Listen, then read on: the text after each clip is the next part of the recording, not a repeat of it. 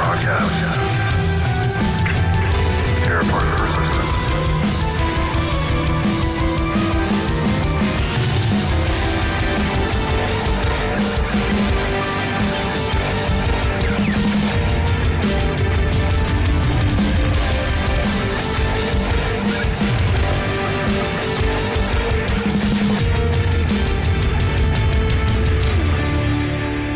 Welcome back to the Resistance broadcast. How's it going, everybody? Did you ever look back when you first watched Star Wars and think about, man, I thought that was so stupid. I can't believe I thought that. Now it's way different now that I know what it's really all about. Well, we're going to get into that later in our our edition this week of the Kessel Run. We have a fun show obviously in store for you today where James and I are going to be talking about how stupid we were when we first saw Star Wars, and we want you to join us in that. We also have the Will of the Force, which is going to be coming up soon, but first, let's say hi to James. What's up, man? Dude, I'm actually pretty excited because I just, as of pressing record on this podcast, got my notification from UPS that my Lost Stars manga adaptation, Volume 1, is in the mail, and it is on the way. So I'm pretty excited about that. Out of curiosity, do you think they're going to do a Lost Stars, any other translation of, or do you think it's just going to be the comic and the novel? Or do you think they're going to ever cover that again? I think it's enough. You think it's enough? Don't you? Don't you think it's enough? I'm kind of surprised that they did the manga in the first place, but the fact that they did the manga also makes me think that people were like, ooh, they really liked that story. So I think there's going to be... Do you think they did the manga because they knew people who liked Lost Stars would buy it, so it's instantly double profit? That's a possibility. As far as canon goes, I think we got a Thrawn novel and we got an adaptation of the same thing done. We obviously get the movies, and then we get the novel adaptations, and we get some of the movies also adapted to comics as well. The Last Jedi recently. Yeah, yes. So I guess the closest you could come to is this is not Marvel doing it, but this is kind of a different interpretation of a comic adaptation of one of the books. Let's put it that way. But I definitely think we're going to get a Lost Stars 2 or a follow-up to the story. You can't leave it there. Anyway, I'm James. How you doing? What an intro. So right now it's just me and James today. Lacey Gillerin is not here, but if you want to bother her, you can hit her up on Twitter at Lacey Gillerin. And I'm not sure when she is doing or has done a recent episode of Star Wars Newsnet, her weekly news show. But being that this is Thursday, August 30th, I might be a dad right now. Whoa. I think I am a dad right now, which is crazy because I'm recording this. I'm recording this before that, so the magic of podcast scheduling. But there you go. But we have a great show to get into. You guys don't want to talk about mongos and mangos and comics and dangos. You want to talk about the will of the Force, James. We have some good topics this week, don't we? What's going on? I fear nothing, for all this, as the Force wills it. Yeah, we actually have 7 questions that we're going to be running through, starting off with...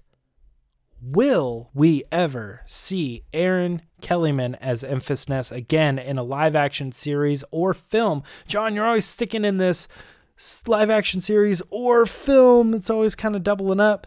Maybe we should be more specific sometimes because, I don't know, I see this being a strong possibility that Enfys Nest could show up in a live-action series. Like an Underworld series or something like that? No, I'm thinking something that's a little bit more specific about like the rise of certain groups of rebels in certain locations, and then for whatever reason, like Enfys Nest shows up in this one episode of something down the line. It's interesting. All right, so you think she will, is what you're saying? Yeah. Plus, they're going to make that Han Solo sequel film, so... No, I'm just kidding. So that's a guaranteed. I hope they do, too, but they won't. I really hope they do. I am going to say we will, and I find it tricky though, because I mean she's not a very popular actress yet anyway. So it's not like you're trying to get someone back like Julia Roberts, like come back and play this character. Or Donald Glover. Like we want Donald Glover back to play this character. She doesn't have the clout. Right. So where that person can just be like, I don't need you. I'm done. I've done that, blah, blah, blah. So we could get her back there. Or Enfys Nest turns into one of those characters where they were there for a very quick period of time and people love it, and then they don't really get much of it again. Almost like another Fett situation where we're not going to see much of her live action, but maybe elsewhere. Not in the form of this actress, unfortunately. But I'm staying positive here, and I'm with you. I'm saying we will. You know what's kind of funny too is after Rogue One, do you ever think we're going to see two tubes in another movie, in a live action series or film? And it's like, no, obviously not. Yeah. And boom, there he is. All right, we're moving on to the next one. So, after having a little interaction for the first 2 episodes of this trilogy, will R2-D2 and C3PO finally have some scenes together in episode 9? John, start us off. You know it, man. They will. JJ knows that it's very important for it to happen. I feel like that's been the one thing missing from this trilogy is our version of Laurel and Hardy, or Abbott and Costello bickering back and forth with each other. That's a big part of the charm of the original trilogy, and maybe even the prequels a little bit. And we've been kind of missing it. So while we've seen one here and one there, it's time to get these two guys back together for a little old school R2 and 3PO to close this thing out, man. So I'm 100% saying they will. I am going to say that I 100% agree with what you're saying, except for the fact that I don't think they're going to do anything different from Force Awakens and Last Jedi. I think they're... I think that that's something that the fans are like, this... And in some ways, I'll kind of give a little bit of testament to that. Sometimes it doesn't feel like Star Wars because R2-D2 and C3PO aren't paired together. They're not with our main characters going on their journey. You know what I mean? We got BB-8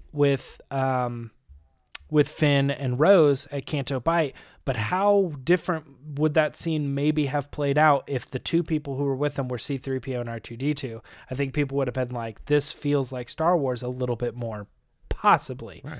So plus, because one of them speaks English, and that adds an element. Yeah. So, and then maybe him getting into the antics is a little bit more like, well, this kind of reminds me of the prequels, kind of reminds me of the original trilogy. But like BB-8 getting into antics, it's like, yeah, well, this is just new Star Wars. This is different from the old stuff, but this is it. So anyway, I think they're just gonna end up keeping with that, and we'll probably look back at 7, 8, and 9 as maybe a few missed opportunities, and this being one of them. Wow. Okay, so you're saying they will, but nothing. They should, but they won't. Yeah. Oh, okay. Yeah. All right. All right. That bums me out, man. It does. It does a little bit for me too, but. All right, next one is set only 6 months before The Force Awakens. Will Star Wars Resistance have more than 1 season? So we actually just talked about this last Monday about the possibility of it going into a 2nd or 3rd or 4th season. I'm going to say it will have more than 1 season, but I'm not going to say it's going to be like a 2 or 3 or 4 type situation. Sorry, I am saying it's 2. But a multi-seasonal show. I just think that most of these, I think Disney is well aware that they plan on all shows doing at least 2 seasons, possibly even 3 seasons, because I think they kind of have like a system where if they do a show and it doesn't get or it only goes 1 season, then it could be considered a failure. So I think they budget for all their shows to have 2 or 3 seasons so that all of their shows look like they were successes, and then they decided to close the door on them. I could be wrong on that, but I believe I've heard that about all of their television programming. I'm going to agree with you and say they will have more than 1 season. And I think it really relies on the fact that is it just going to be a kids show where you can just freeze them in time there, and they could be 12 forever, like, you know, The Simpsons, like they just don't age and they've been around for 30 years. You can do several seasons here, kind of like you were saying. You don't on Monday. You don't really need to jump ahead, being that we're so close to The Force Awakens. If this show is attempting at all to take some kind of turn into a Filoni type of lore dive, then I don't know how long it's going to be, because you're going to need some serious character development and growth, like we saw with Ezra, and he kind of grew up as we went along there. But if it's going to be a kids kind of fun romp type of show, they can roll this thing and make it like it happened, like you were saying, in a few months, over the course of a few seasons. I mean, a season of the show 24 happened in one day, but it was 24-hour-long episodes with a lot of character development along the way. So I'm saying, like, I don't think it really has to be a time frame thing for us to tell a big story with a lot of things happening and a lot of personal, emotional changes in their character. But let's move on to the next one. Will Darth Bane ever find his way to Star Wars live action? This is a yes for me. I believe so very strongly, because I think the second they ever tap into a live action version of anything Old Republic or old history, I think casting or coming up with some sort of story with Darth Bane is just like, I just feel like they could just really have so much success with that. I don't know how to say it any other way, but it just a screaming missed opportunity if they don't. Who's playing Darth Bane in James Baney's imagination? Dwayne Johnson. I'm just kidding. I don't know. This guy watches Pain and Gain, and all of a sudden now he's the biggest Dwayne Johnson fan. Whoa, I've been watching Pain and Gain since 2 years ago. No, I'm just kidding. 3 years ago. I don't know, whenever it came out. But who plays Darth Bane? Gosh, I don't know. Like, what's his name? Mimosa? Aquaman? Jason Momoa? Yep. I don't know. Okay. I'm with you here. I say we will. Yeah, you can picture like the trailer now, and it says like Star Wars: The Rule of Two, or like instantly marketable, and even for people who don't really know too much about him. Like, I don't even know that much about the character. It's the type of character you can market the hell out of and really draw people in under the brand. So I can definitely see this happening. We'd be curious to see if it's one of the things maybe Benioff and Weiss are getting into. Could be. I would love to. Maybe I would love to see it. So yeah, I'm saying we will too. We're 2 for 2 on that one. All right. So moving on to the next one. After being featured in the latest Darth Vader comic run, will Mustafar be featured or used in episode 9? So now we're not talking about just in general a live action series or film. We're being real specific. This is episode 9. Very specific. I'm going to say no. Oh, you are wrong, sir. I have an exclusive report to reveal to our audience today that don't believe his lies. Don't believe the lies of the Jedi. I saw a package being delivered from UPS to Pinewood Studios of actual lava from a volcano off the coast of Hawaii. So I like how you said it was a package and not like an oil tank or semi truck that like had it. It's just a package, a giant package full of lava. It said Amazon on the side. Yeah, and they're filling Pinewood Studios with lava. So no, I don't know. But I think we will get some Mustafar. I have a feeling. That was in my pitch for episode 9, so I'm going to stick with it and say that's how we're going to get it. Sort of all 3 trilogy kind of tie-in. You got the Vader and the prequel sense and all that stuff. So we will see Mustafar in episode 9, James. As much as I'd love to see that being the case, I feel like all bets are off on that stuff because The Last Jedi didn't do it. I think we were all like, this is a great opportunity. We want to see Kylo Ren go here and do this. And that stuff just didn't happen. They just told us a different story. All fine. That's totally fine. But I'm still sticking to that thing where I feel like in general, Star Wars and the people who create Star Wars are always looking forward, always looking to build and not necessarily always look back. Looking back always? Yeah, I think so. So, like, I know that we have, like, Starting some... when? What do you mean starting when? Starting when every time we walk onto a new planet, we see 20 new aliens we've never seen before and hardly any Rhodians or hardly any, you know what I mean? So, like, how when George Lucas started his new prequel trilogy, we went back to Tatooine for 2 movies. I mean, come on. I think... I mean, look, you're going to be able to bring up points, but, like, I think in general... I'll bring up points. We can turn this quickly into a Star Wars war. Is this a point right thing now? Okay. I don't know. I mean, look, I'm not going to totally argue against, like, The Force Awakens was, obviously, there were some things that were supposed to be nostalgic. It's supposed to feel like Star Wars, supposed to bring you back to that world. But I always felt like the argument for those things were familiar but new. Like, it's supposed to remind us of Han Solo, but it's actually Poe Dameron. You know what I'm saying? Like, it's supposed to remind us of Luke, but it's actually Rey. And I think that's kind of always... I think that's always been the case, you know, that they want to expand. They want to create different types of aliens. They don't want to say, well, what we're going to do for this new movie on Canto Bight is we're just going to recreate a bunch of aliens that we've already done from all the other movies. It's like, no, this is fun. Let's make the galaxy bigger.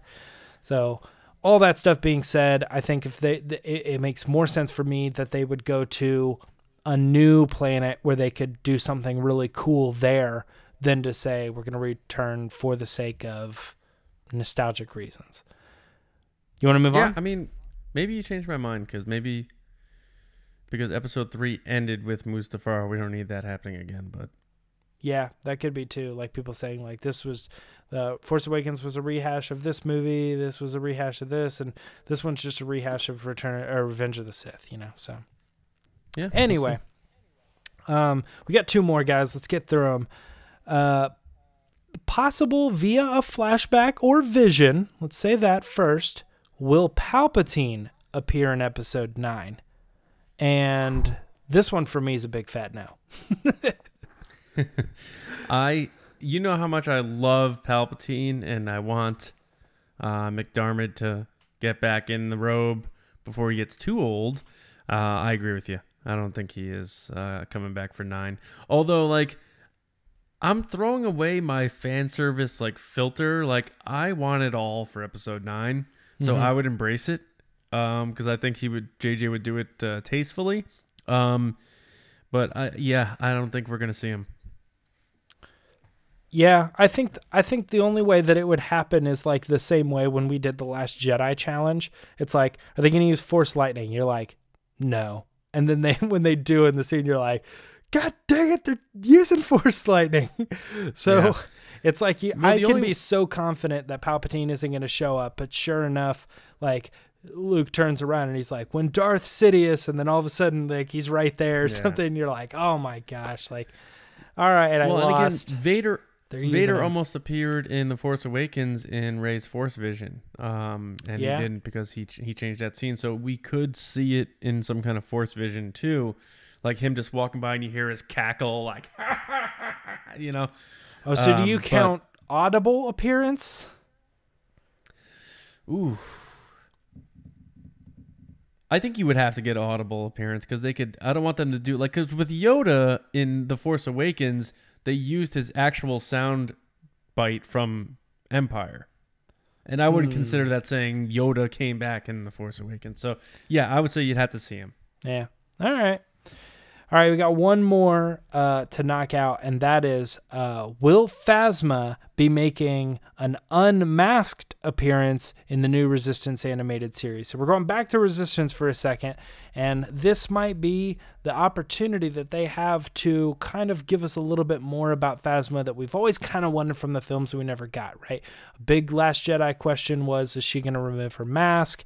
Big Force Awakens question was, is she going to remove her mask? Apparently, people really want to see that character not wearing her mask. What do you think? Do you think it'll happen in Resistance? No. And I'll tell you why. Because what you just said, everyone wanted it in the movies, and if you're going to make that reveal happen on a kid's show, people aren't going to be too happy about that. And then they're gonna be like, well, what would she have really looked like? 'Cause what if they make her with like some kind of thing over her face or a scar? They'd be like, well, how would that have looked in, real life? And they would have been annoyed about that. It's just way too much, and I just don't see that happening. And I don't think she's gonna be too highly featured in this either. Anyway, so we are not gonna see an unmasked Phasma in Star Wars Resistance. All right. Here's why I disagree with you is that... So let's move on to... I disagree that there's anybody in particular when you say it's not like they're going to do this and then do it here. Like, I don't think there's anybody who's in charge of, like, Captain Phasma specifically. I think at one point, J.J. Abrams was in control of Captain Phasma and made that decision. At another point, Rian Johnson was in control of Captain Phasma and made that decision. That he didn't want that helmet revealed. And then later, now we're going to have, the showrunners of the Resistance, and they have the possibility that if they wanted to tell that story, they just have to get that stuff approved by the story group. It's not the story group that's writing the stories. They're just making sure that all of it lines up. Could you imagine people being like, I want, and I'm sorry to interrupt, but people saying, I want to see Darth Vader with his mask off. Then they make an animated series between Empire and Jedi, and they take his mask off, and that's an animated series. I can't see that happening. And I know Darth Vader's a way bigger character, but I'm just going for a mask-to-mask situation. Or even Boba Fett. Like, I couldn't see that. So, but you think they will, clearly, right? That's the way you're going with this? No, I don't. I'm saying you built that up so much. No, I didn't. Thought you were going to say they will. Because I said, here's why I disagree with you. I don't think there's one individual that is saying like, no, I'd rather have Captain Phasma always never have her. You know what I mean? Like, I don't think there's anybody in control. The person who's in control of Captain Phasma's character right now is the people who are making Captain Phasma, right? But the reason I don't think she's going to reveal her face or whatever is because I think even if you want Captain Phasma to reveal, you have to honor who the character is, and the character herself never takes off her helmet. Never in public, never by accident. She just like doesn't let it happen. She doesn't even like when other people take off their helmet. Yeah, that's true. That happens. So I think like even if I were writing Star Wars Resistance and I was like, oh, I have the opportunity, could I totally have this character take her helmet off? I can do it. I'm free to do whatever I want because I have creative license of this particular property. Okay, cool. Should I do it? No, because the character never really takes her helmet off. That's the thing. That's the thing that I'm coming back on. But that is just my opinion. But we're also at the end of Will of the Force. So now we should wrap. James, that one was by a listener, is that correct? Yeah, that was my friend Josh. Okay, I'm just saying if people want to contribute those, we do accept ideas for the Will of the Force. Should we do hashtag Will of the Force? Is anybody taking that? We just took it. So I think if not, we're going to do hashtag the Will of the Force. Oh, yeah. Either one will probably end up showing in our feed somehow. No, if you guys have a question Ask the Resistance is one thing, but if you think it's just an interesting topic that starts with the word will. It doesn't have to start with the will, but it's just a question of will they or won't they type of thing. Yeah. Then send it to us with that hashtag, and we'll be sure to check those for our Thursday episodes. Johnny went into that doesn't say discussion. What does that say? Does that say Star Wars War? I can't read what that says. No, James, this you better buckle in for because we're doing a Kessel run, James. What? We're bringing this baby back? We're bringing this baby back. You better buckle up. 2-person Kessel run. Yeah. Can you believe it? You've never heard of the Millennium Falcon? It's the ship that made the Kessel run in less than 12 parsecs. We have a list of 12, because we are Kessel Run, if you guys don't remember. We've done this a few times, but it's been a while. List of 12, any different type of topic from Star Wars. This week, we were thinking, and James kind of pitched this here, kids are funny, right? We all have wild imaginations when we're kids, but we were also delightfully stupid. And for example, like when I personally was a kid, I thought there was only one main street. And wherever I went, if I saw a main street, I thought it was connected to the main street near my house. You've told us this before, I think. Yeah. So, and I may have told this on the podcast before. So I always thought if wherever I was, if I saw that main street, I could follow it and get back to near where my house is. Yeah. Obviously, that's really stupid. So, yeah, I was dumb. Okay, whatever. But what about dumb things that we thought about Star Wars that we ended up being way wrong about once we grew up and realized, oh, why did I think that? So here we are to give you our list, open up our vulnerabilities, and James and I have each brought a list of 6 items that we thought were true about Star Wars that we realized we were pretty stupid about. And then, of course, we want to hear from you guys in the comments and stuff like that. And trust me, we're going to make sure Lacey gives us her list too, because this is an equal opportunity dumb fest here. So, James, how do you want to do this thing? Should we just start firing them off and making fun of ourselves? What do you want to do? Yeah, so I guess my thing is like some of these are like almost kind of understandable in my opinion, like, but do I want to like save the really stupid ones for later, or do I just set them up for like, oh, that wasn't that stupid? I mean, well, let's actually preface this by telling everybody that I don't know what you brought to the table and you don't know what I brought, so we may have the same items here. I doubt it. I'm like 100% positive. I mean, the only thing I could possibly think like maybe one, but I'm more specific than you would. I think I'd be really surprised. Okay, so why don't you start us off in the dumb fest here? Start off the Kessel run with your first item of something you thought was the real deal with Star Wars when you were younger, when you first saw it, and you realized you were stupid. So one thing is I apparently had no grasp of the Battle of Hoth because I think like 4 or almost 5 of these things have something to do or some way connected to the Battle of Hoth. Oh, wow. Okay. And I guess it's funny because we talked about this as like, what's your earliest memory of Star Wars? And I remember standing in my hallway and I remember it was on TV and it was The Empire Strikes Back, like specifically the Battle of the Hoth. And I remember looking at the AT-ATs, and that's as far as I can remember back. So I think there's something in that. Maybe my brother liked Empire and he watched it all the time or something, and I just like never really like grasped it or got it. But I'm gonna start it off by when they fire the tow cable to grab onto the leg of the AT-AT and they're holding around. I hear Wedge says, "Detach cable," and then behind him, somebody says a line that for years and years and years, I thought the line was, "Can't hold the tatch." What? Yeah, I thought the line, I didn't know what that meant.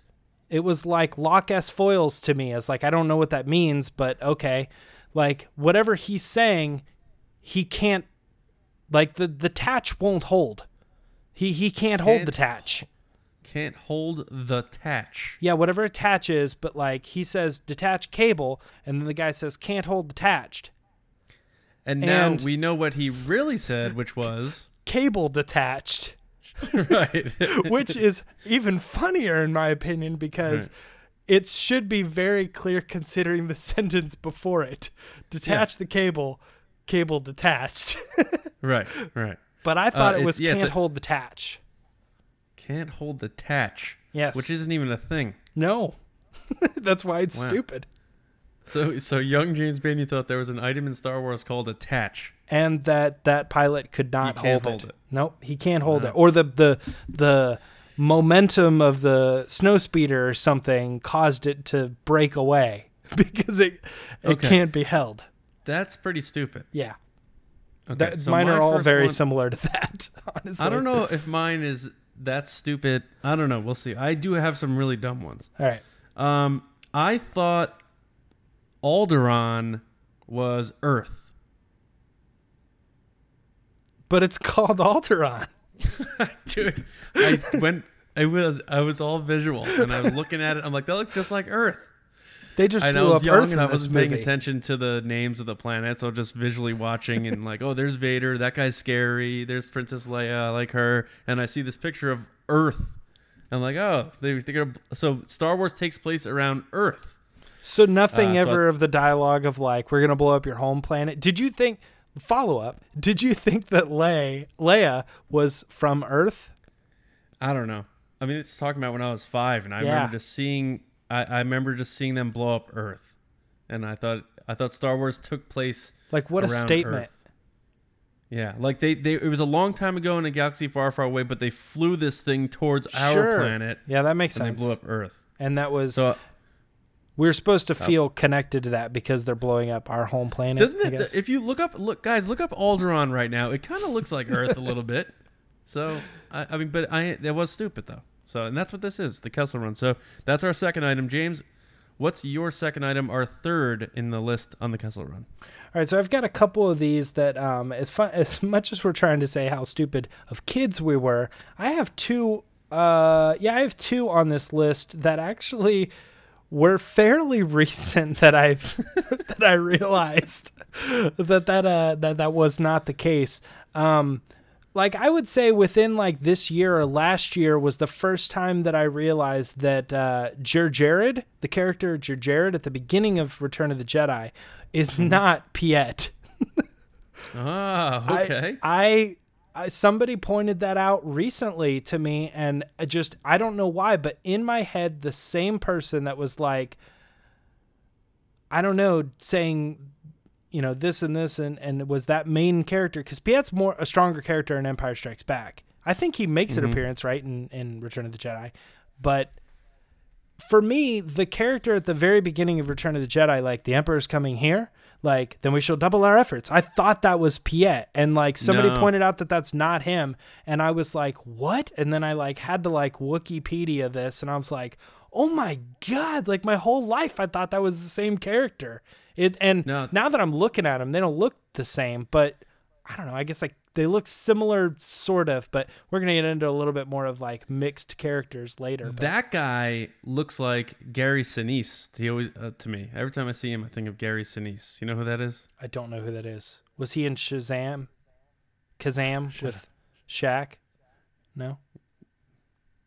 Did he play a genie in another movie? Just stop. Who is the guy? Who's Gary? Gary Sinise? Yeah, I don't know who that is. He played Lieutenant Dan, and he played Ken Mattingly in Apollo 13. I obviously know who that is. I just don't know. I didn't know that person's name. I don't know what you're doing. Okay. I don't know that person's name. I'm being 100% genuine. All right, let's move on to the next one. What do you got? I need something. All right. So I was actually trying to look up whether Piet survived through Empire. I don't think he did. I'm pretty sure that he did. Because I think he was the one in charge when they finally were tracking the Falcon, and the R2 fixed the Falcon, and then like his face was like, oh no. And I don't know if you assume. I think he did make it to Return of the Jedi. People are mad at me right now. Yeah, I know. I'm thinking the same thing. Like, if you're wrong, then they're mad at me for not calling you out like immediately. But my thing is, so he perished aboard his starship when Arvel Crinid's A-wing starfighter crashed into the Executor's bridge. Yeah, at the Battle of Endor. Yeah, that's he survived. He was in. Yeah, Piet was the one who allowed the them. Codes. Yes, he allowed Shuttle that's Tidarian. The thing. That's his main scene. But to me, like I said, like he was a strong presence in Empire Strikes Back. He comes into Return of the Jedi. The Emperor's coming here, and then like we see him later, and he's like, I was about to prove him, and I don't know. I just like for me that character was always the same character, but it's apparently another person. So okay, this one is really stupid. So I'm really amping up my stupidity here. And remember, I was a young kid. I thought, and I guess I'm way more of a audible and visual person than actual listening to the content here, but I thought Admiral Akbar was General Dodonna mutated into a different looking character. What? Like The Fly? Like Jeff Goldblum? Like, dude, all right, hear me out as to why I did, because I remember why I did. Sure. If you listen to General Dodonna talk in A New Hope, and then listen to Admiral Akbar in Return of the Jedi, their voices sound identical. Okay, I hear it from a loose point, but like, so I was thinking, what happened to that guy? He's gone, and then this guy's in charge now. He sounds the same. this is a weird space thing. What did he change into him? Because I was also a big Ninja Turtles fan back in the day too, and you had like turtles turning into mutant turtles, and you had warthogs turning into bullies. So maybe that helped trigger that for me. I don't know, but I thought that. So yeah, really that's stupid, pretty huh? weird. The only thing that makes sense to me is like sometimes when we're kids, we're like, it's kind of similar to what I just brought up. Like you see one character in a movie and then you just kind of like, you see another character and you're trying to piece together who that person is. And so your brain's like, well, maybe it's someone that we've already seen, you know? Yeah. Like, I think like I don't, although I don't know how you change a human to Mon Cala, or just someone that is clearly an alien. Like, I don't know. Yeah, I don't know, man. Like, But I did. I thought Princess Leia was actually Mon Mothma. No, I'm just kidding. Like, how do you, I don't know, just change a person? Let's see. What's another one for me? All right, let's go back to Hoth. All right. So we're inside the AT-ATs, right? We got General Veers there, and every time they show him, you're looking at his face, and then you turn around and you look, and you're looking out the front of the thing, and you see like two snowtroopers who were like driving it, sort of. But as a kid, I thought that Veers was the person who was driving it, and the two snowtrooper people were not grown-ups. They were children. Like, they were baby stormtroopers, and they weren't doing anything. They were looking over the side. Like, they were trying to look out the front and be like, ooh, blow up that guy. And then, like, Veers would, like, blow the guy up, and they'd be like, ooh, we're going to learn how to be real stormtroopers one day. Like, I just thought got they him, were son.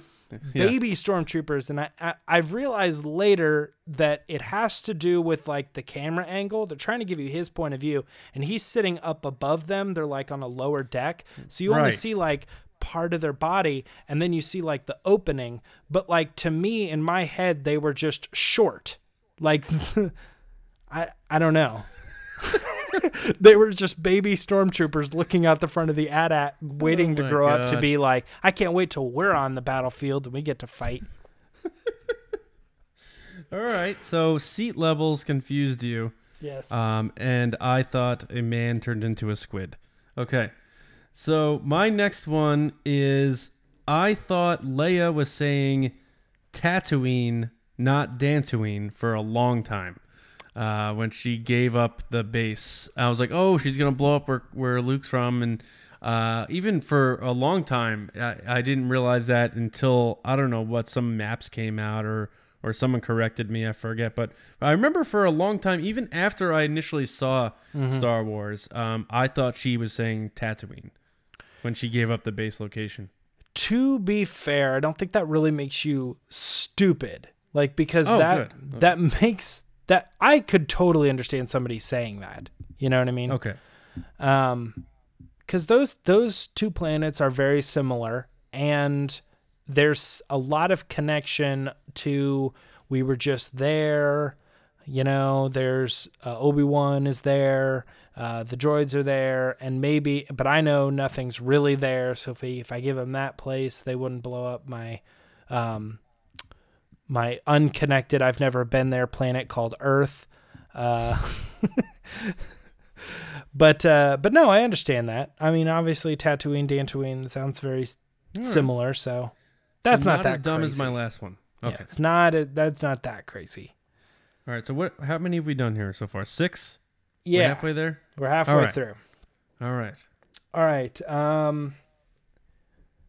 Let's see. I did one from when I was more recent, so I'll go a little bit older. How about this one? Empire Strikes Back. Luke goes into the cave, takes his lightsaber. He sees like Darth Vader, some sort of like ghost presence or something, which I knew at the time was like a Force thing.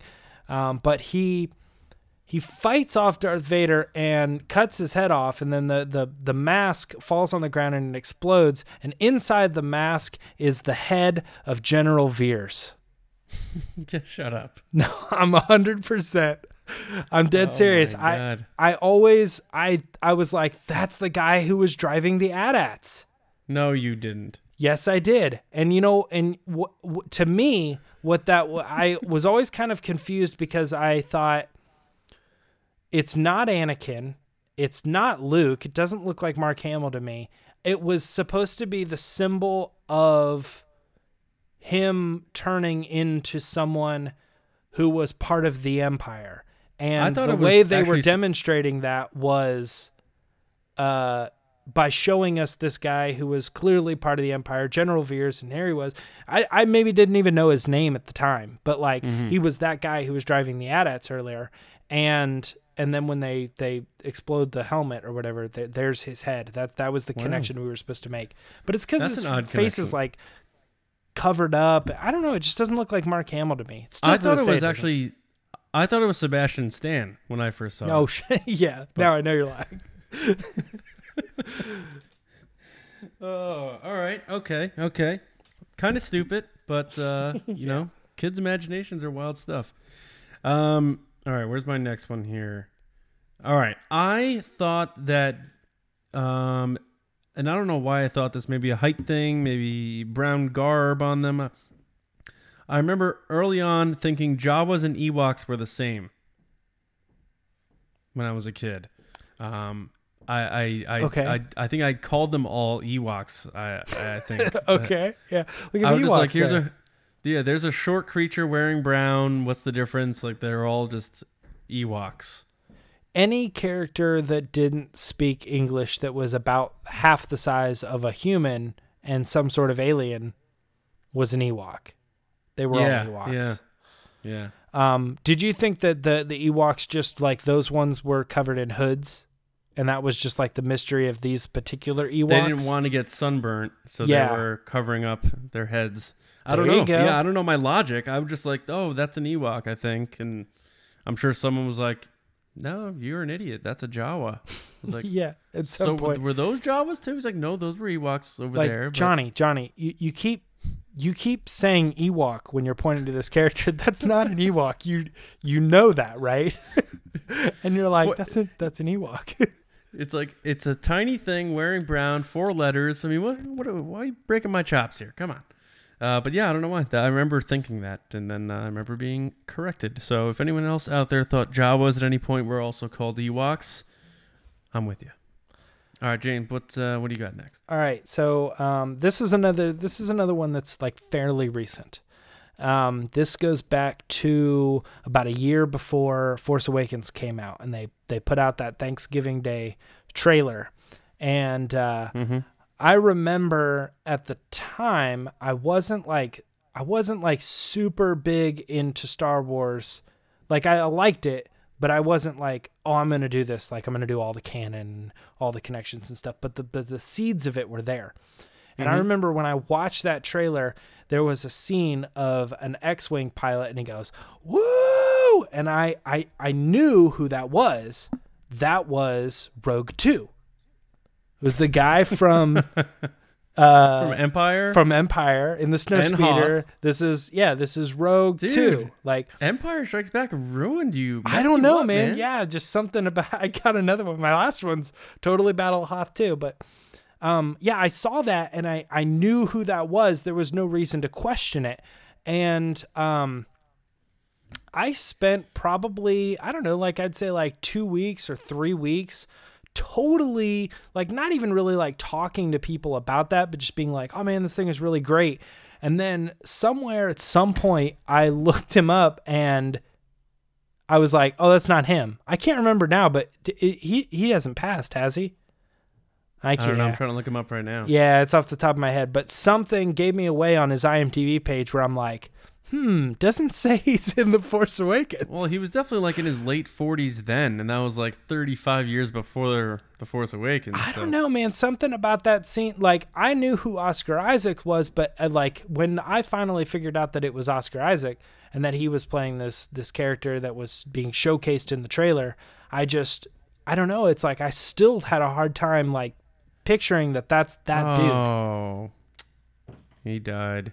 Yeah, his name is Christopher Obit Christopher Malcolm, and he was 67, and he passed earlier before that trailer came out in early 2014, at the age of 67. And that was the thing. So I remember like not stumbling upon, but like going actively to find him and try to look him up. And I was like, I had to look him up through Empire. And then I found his name. And then I was like, man, it says I don't know. I was just so confused. And then I had to like put more pieces together to figure out, oh, wait, it's one of the leading actors. Like, I don't know. Yeah. It just seems so stupid. After I figured it out, I was like, how long have I gone thinking that guy was, it was like a callback to, oh man, the old trilogy, it's coming back. It's all going to be connected. This is great. And this guy didn't age at all. And it was great. I thought he looked, to me, it's funny too, because Oscar Isaac is younger now than I think that guy was at the time. But for some reason in this scene, it still seemed like the same dude from the 80s, like 30 years older. Like, I don't know. It just seemed like, I don't know. Like maybe I thought he aged well or something. Do you have any guess? Take a guess at what the guy's character name is in Empire Strikes Back. Rogue 2. I don't know. That's why I addressed him as Rogue 2. I'll tell you what. I'll give you I the feel first like two letters I of know his what name. it is because I've come across it before. ZS. Oh, the ZS is the first two letters or the initials of his first name, last name? His initials of his first and last. Yeah, is it like Zeke or something? Zeet? No, it's Zev Seneska. Zev Seneska. And again, I'm sure there's some fans out there like, come on, man, Zev Seneska, you know? I didn't know the actor, I know the character. But thank you, Zev, for finding Luke and Han Solo. Yes. Yeah. And all right. Carlos Spicy Wiener. And who? Carlos Spicy Wiener. Who's that? That's from Family Guy. Was that the Tauntaun's name or something? No, he was now I can't think of his name. Who's the main character? The father on Peter. Oh, Peter? Yeah, he plays Han Solo in the movie, and when they're like, Han Solo, do you read me? He's like, I believe I changed my code name to and he's like, he's changed his code name to Carlos Spicy Wiener, and he only is willing to address you by that name if you call him by that name. All right, my next one, as we continue the Kessel Run, we have 3 left, I believe, is I thought the second Death Star was the first Death Star, but what was left of the first Death Star. Yeah. And this one, I think a bunch of people thought as well. I don't think this was as stupid. Okay, so even though we see it get obliterated in A New Hope, I thought the explosion, like, covered what was left. And I just love your explanation. Even though there were literally no pieces left, for some reason now. Yeah, so anyone who was on that half of the Death Star still lived. And then, I thought that was the case. And I know some of you out there listening right now are saying, like, okay, me too. Good. Okay, because I thought that too. But that was one of mine. All right, so up front, we started with we didn't know each other's answers, right? But this, to be fair, this was one that you tossed out just so that we were on the same page of understanding what this Kessel Run was supposed to be about. So I did know this one.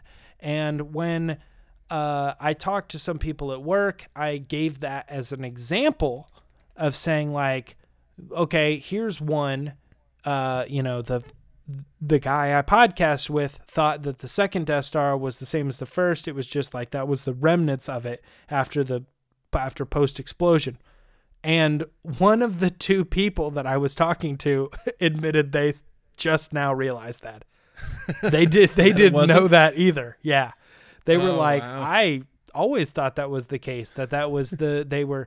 And then we came to the conclusion that it's the dialogue. It's a reconstructed Death Star, or they're rebuilding the Death Star or whatever.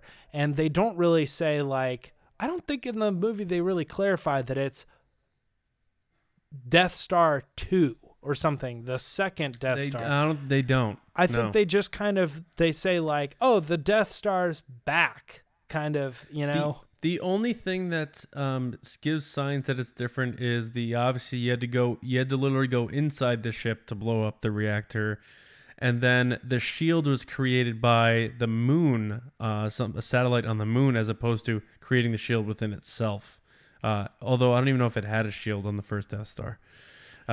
So, yeah. Well, So- but even still, both of those things could be understandable. Like, well, when they finish it, you won't have to go inside. They'll seal it off, you know. I and had they'll an fix issue the with problem. explosions in Star Wars and not thinking that things got obliterated. Because I remember when the Death Star 2 strikes that rebel ship and it just gets completely wiped out, I thought that was the ship Akbar was on and it just took a big hit. But no, it was another ship and it got completely blown away. So that's a bonus another one.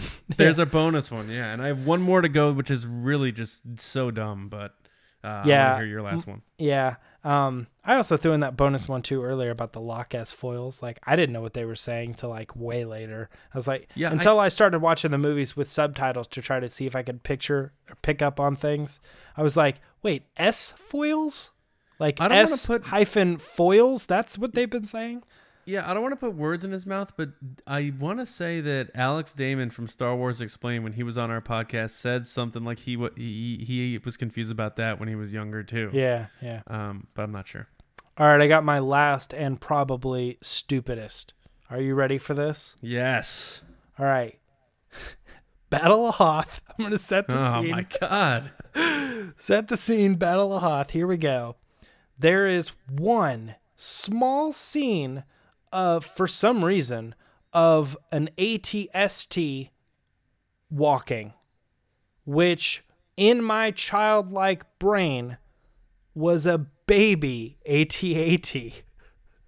Jeez, what's with you and babies? Literally, I don't know, maybe it was like my self-reflection or something. Baby stormtroopers and And maybe that was because it was like, well, there's babies in the AT-AT, like baby stormtroopers. You know and this is like a baby AT-AT. Like, this is what that AT-ST, which I didn't know the name of it, will grow up to be an AT-AT, which I don't even know how that makes sense considering it's a machine.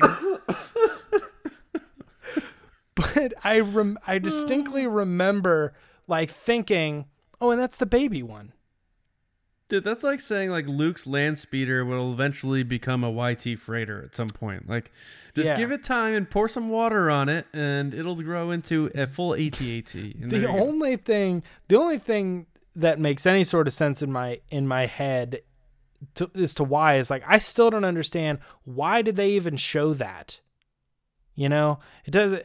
There's like this one really weird scene of it like walking. And it looks like it's going to walk into the battle, but you never see it in any other scene, even like these big, huge landscape shots. I guess in my head, I saw it as being so tiny that even like when you pan out and you look at it, they're just like the little baby ones. Like, you can't even see them.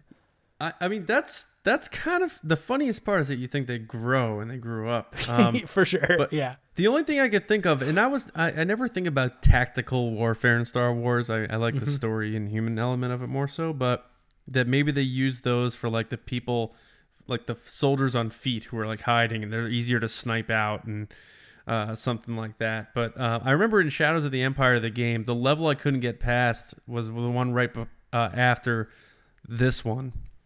And you have to shoot a bunch of AT-STs that are walking around. So I remember they were in that game. But that is pretty dumb, man. Yeah. Now, I don't know if I got you here. And I don't know if... I feel like yours, a lot of people won't be like, oh, yeah, I felt that too. Yours are like on another planet. Yeah, for sure. But I feel like some of mine, they may be like, oh, yeah, okay. Maybe the Death Star one. But this one, I don't know, man. And it's... I always, up until like a few years ago, I thought this, okay? So I'll preface that. From when I was a kid till like a couple years ago, and then someone was like, no, dude, it's that. So here you go. When the spirit of Obi-Wan Kenobi and Yoda are warning Luke not to leave and go to Bespin, I thought that the sound that his X-Wing was making as it was like starting up or whatever, as it was running, was Obi-Wan's spirit sizzling. Sizzling. Like It's hot-tempered? It's like I thought that was his like spirit expiring and he was going away. I'm not kidding. Okay. Watch the clip of Luke leaving and Obi-Wan and Yoda warning him. So thinking a lot about this scene is I there was something really weird about this scene that I never really totally grasped on when I was younger either. And I couldn't quite put my finger on anything definitive. But I do remember thinking it was like really weird the way like they get really bright and then they like turn to red. And like I remember like kind of piecing together that was supposed to be like the X-Wing like turning around, but the red never felt right to me. Like it looked like there was like wash lights on them as opposed to, or like they turned the whole scene red or something. It didn't look like lights from the thing, and I could never really figure that out, but I couldn't quite put my finger on it. However, what you just described is a whole other level of crazy. That the Force spirit was sizzling. I don't even know what to say. I don't know where to go with that. Why would it be sizzling, John? I'm trying to bring it up right now, okay? I'm going to see if this plays. Let's see here. Fire up the converters. There it is. Listen. Luke, don't give in to hate. That leads to the dark side. It's like when he's talking. Find what you have learned and save you again. I thought that was like Obi-Wan Kenobi's spirit like sizzling like bacon, like he was fizzling out. So from like afar, you can't hear that, but you get up close to a ghost and you'll notice little tendencies. It's just a very weird thing. And I'm dying to know if anyone else ever thought that. Because I thought that for a long time. That's the one I thought for a long time. So it's probably my dumbest one because I carried it with me to adulthood. So That's it, though. That's our Kessel run of stupid things we thought, not necessarily when we were kids, I guess, but stupid things we thought we knew in Star Wars that turned out not being true. Let us know what your list is, if you have a top 3 or a top 5. If you have ones that we listed that you're like, yep, me too.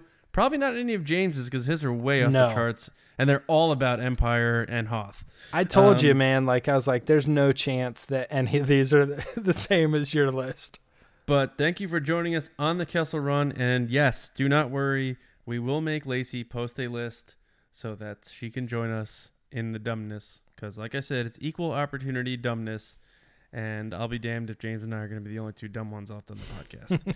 So, thank you again for joining us on the Kessel Run. Now, James, it is time to hear from the Resistance. So what did we fire off this week in Resistance Transmissions? All right, let's fly through these, but we had some pretty good answers. Only reason we're getting a little pressed on the time, but I think everybody enjoyed that last discussion or Kessel Run. So this week on Resistance Transmissions, we sent out a tweet that said, name an actor or actress you would love to see in an upcoming Star Wars movie, and what type of role could you see them playing? This is a pretty common question among the Star Wars community. We always love speculating and writing our own little stories. So we got a couple answers from some people. Will's girl Ellie at Not a Foolish Wit. Not a Foolish Wit. Let's go with that. And they said, great question. I wanted, who is this? Golshfife Farahani. Golshifte Farahani. Yep, he said it. As a Knight of Ren for a long time, but probably won't get that. I want Rosario Dawson to play Ahsoka Tano, but I would love to see her in any role. So I don't know who the first person is. John, do you know? I didn't, but I looked them up, and I believe an Iranian actress, if I remember correctly. But she had Will's girl L decided to double dip there with two answers, but we allow it. Well, that's fine, yeah.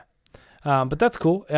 Probably something that was a little personal, and I should probably go and look up this person, and they've probably done some really good work, which is why they wanted them in the role and they thought that they would be a good pick. And then obviously the Rosario Dawson thing, like that's always been a fan favorite pick for a while, ever since she was campaigning for the role herself. All right, so we got Mike Killmonger coming up next at Ahsoka Bendu 413.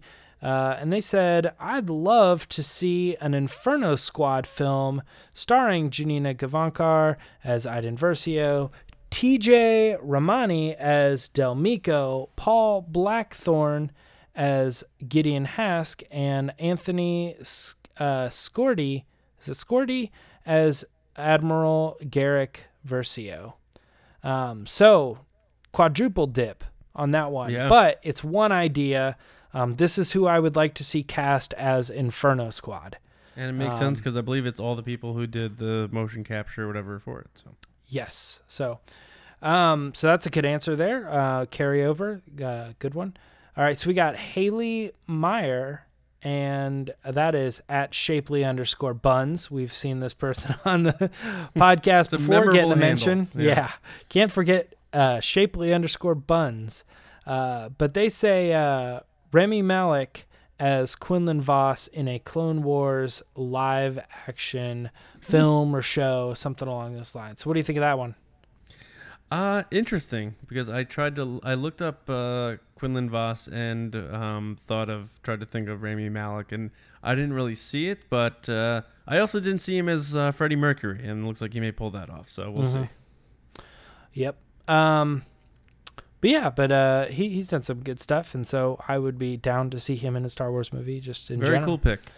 Yep. All right, we got Sean Santarude at Rude Cold, and they said, for me, Carrie Ann Moss would also make a strong villain as a Sith. So Carrie Ann Moss coming in, evil of Matrix character. fame. Yeah. She's known as Trinity in the Matrix. Yep, this character, I think, carries a certain black to them from the Matrix. Like, see them in all black. Yeah. Kind of looking evil, but got the shades on, yeah. Maybe being a little bit of a duality, good character, bad character. I don't know. They're saying strong villains as a Sith. All right, we got Helio Carrasco. Is that how we say it? At Silent_H saying, I'd love to see Joseph Gordon-Levitt star in Rian Johnson's trilogy. They have a great batch of films together, and it would make up for that awful accent he used in The Last Jedi. So I agree. Maybe a little weird or stereotypical, but Joseph Gordon-Levitt, the Parkers over there. great actor. Obviously has ties with Rian Johnson. Rian Johnson's doing a new trilogy. This one almost isn't like what would you like to see, but what just makes sense, in my opinion. That makes sense. Hallie at Norhal. What's up, Hallie? Yeah, member of the crew, Star Wars Newsnet crew, hit us up here and said, Andres Elba as a bounty hunter. Straightforward. That's what I want to see. This guy's got a great catalog of films and roles that he's been in, great prestige. As Rocco would say, he brings the gravitas. Yeah. Andrew Elba playing a bounty hunter could be kind of cool. The only thing that I think is a little weird about that is that I think bounty hunters are supposed to have no moral code, and I always kind of see this dude as being a dude that does the right thing. You might be able to show me a role where he doesn't, but I've always kind of gotten the hint that he's like an outcast, but he has like a moral or personal morality to him. Okay. But anyway, I still think that would be a cool pick if he got cast. All right, you got Triss Anderson. I couldn't get that out. At Spino Zoo 174. And they said Jeff Goldblum and Danny DeVito as either Jedi or bumbling Imperial officers. This is a interesting casting. I think this is a fan of just maybe some Always Sunny in Philadelphia, seeing Danny DeVito as this sort of comedic character coming in here, and then Jeff Goldblum like a Tag and Bink sort of situation. For sure. Man, have we ever seen Jeff Goldblum and Danny DeVito together? I don't know that we have. I could see it. I think it could be cool. Let's make it happen in the next Michael Bay movie. No, that sounds like a what's his name? Tim Burton. Could probably pull that off. Danny DeVito has worked with Tim Burton before. Yeah, a couple times. All right, William Kimball at Dom Kivel said probably the one that I think most people are aware of. They said Ewan McGregor as Obi-Wan Kenobi. Well done, William. Yeah. Well done. So that was it, guys. That was a good one because I think once you get the juices flowing a little bit on who could play what, then you start thinking, what could they do? What stories could we tell? Yeah. And I think that stuff's always really fun and creative. Just hope that it never turns into what they should do is this, and then when they don't, yeah, that always gets kind of sketchy. But yeah, it's always fun to think, of an actor or actress playing a specific type of role. Did you have any, John? Did you have one that you've kind of been like, man, this person would be great? I had two. And I think we've talked about this a long time ago on the podcast, but Sigourney Weaver as a main villain.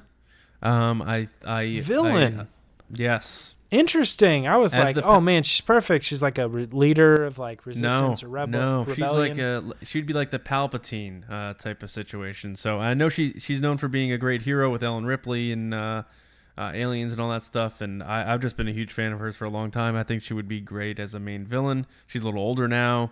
And then the other side, I want on the good side, Kurt Russell, who auditioned to play Han Solo way back in the day for the first Star Wars.